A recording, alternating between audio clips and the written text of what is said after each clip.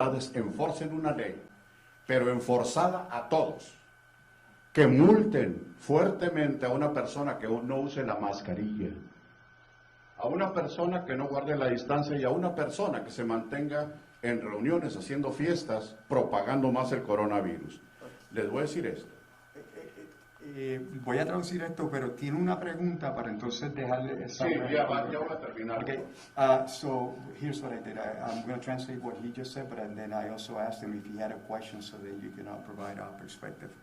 So what the last statement he made was that we need the authorities to actually enforce and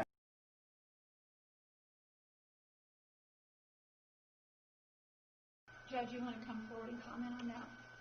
Sí, sería muy importante, honorable juez, porque ahí en este barco vamos todos. He said that would be very important because we are all in this ship together. And I agree, and I think you are correct. We don't want anything lost in translation, whatever language it is. However, we can solve that issue because we need everybody on board.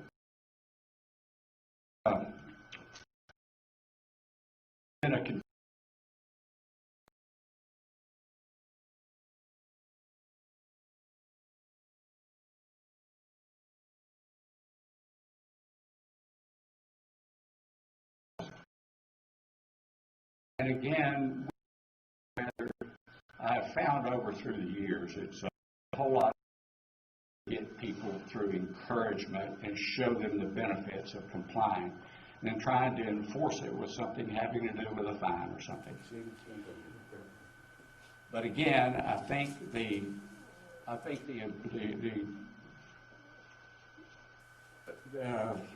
penalty is at whatever event they're choosing.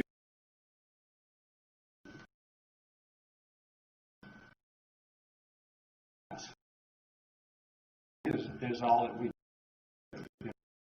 I have no desire, just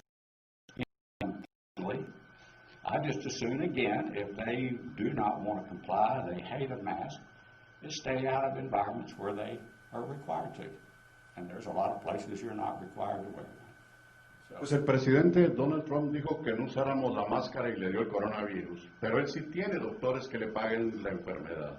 He made a statement that our president, Donald Trump, made a choice of not wearing a mask and told people not to wear masks, but he got the virus. He has to do of doctors that were able to help him out. Most of his community does not have that. ¿A quién le vamos a hacer caso, honorable juez? Who should we listen to? Come on, the president's got a little bit of medical team. We got Shannon Health System, so the president just wishes he'd have the health delivery system. No, you have brought some very important points, Art, is that we want everybody to understand, because again, it's affecting the black community. Why? It makes no difference. It's not a respecter of people. But again, it's going to be difficult.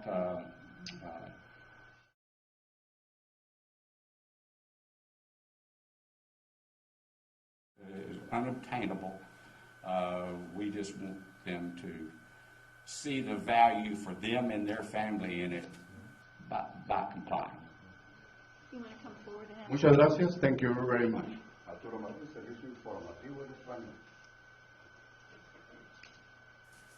Caleb Wallace, San Angelo Freedom Defenders. I'm bombarding y'all with emails, and I hope one day you'll actually respond to one of my emails. You said you'd be glad to respond. I hope one day your office will actually respond to it. I wanted to reach out to Shannon. PCR tests, what are the count thresholds Shannon is using? I've asked Shannon directly 6 times what count thresholds are you using. I've asked Dr. Veredas, the city, but we're calculating all this information in order to enforce these restrictions on citizens without this knowledge, without this data. So can we get an answer for that? Sorry, could you PCR test. What count thresholds is Shannon Hospital using? count thresholds? I'm not aware of account thresholds that we use on a PCR That's how you calculate test. your PCR test. Sir? That's how you calculate your PCR test. I understand. Some of the CDC recommended back before April, Dr. Fauci said anything over 28 should be discarded as a false positive. What is Shannon Hospital using? What threshold? I would have to consult with our lab. We use a national PCR test. but I don't know the answer to that. Yeah, see, I've contacted Lindy Stone, the spokesperson, Mhm. and I get the runaround saying, well, we could follow the guidelines, manufacturer guidelines. So is Shannon withholding this information, or is this just not readily available? Because the reason why PCR tests are so important, the rapid tests, because if you're detecting something that's already dead, anything above 28, we're detecting dead cells. So we're getting false positives. You heard the CDC came out a couple months ago about 92% false positives. So we're leveling this kind of tyranny upon citizens without this data. So does a PCR test mean you're infected? Does a PCR test mean you're contagious or you're sick? Yeah, that's a great question. I can tell you our experience with the PCR test.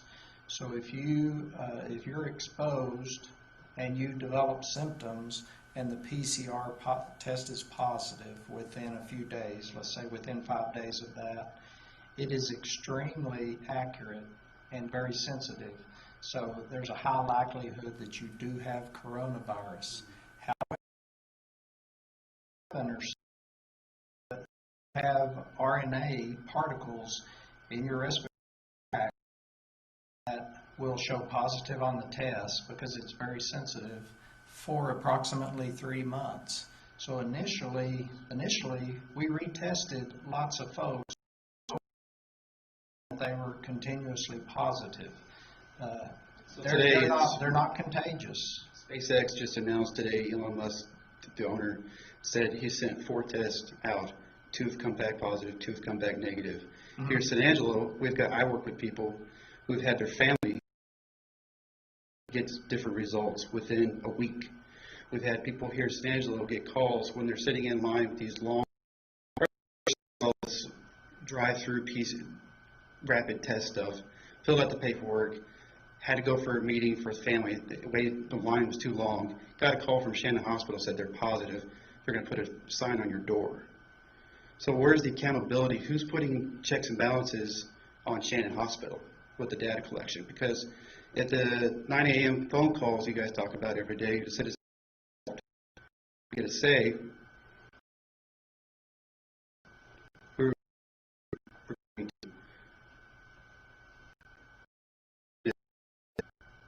Go ahead. The question is this kind of data just a gutter? Be just a statement. I'm quite disappointed with your reaction to this. You know, we talk about, and Mr. Steve Floyd, we talk about how these socialist ideas are coming from California. I can't tell the difference between you or Governor Newsom. I can't tell the difference. I can't tell the difference if I have freedom to breathe free air or breathe it sucking air behind this thing. So I have a challenge to each of you to actually live up to the standards that we elected you to do, is to represent us, be accountable to us, and protect our freedoms. My health has nothing to do with you. It's not my job for your health. As harsh as that sounds, but our constitutional fundamental rights protect that. Nothing else. I'm sorry that it comes off as blunt and that I don't care. I do care. I care more about freedom than I care about your personal health. Thank you, Caleb. Do we have any further questions or comments that anyone would like to make today? If not, that concludes this press conference, and thank you all for coming and attending.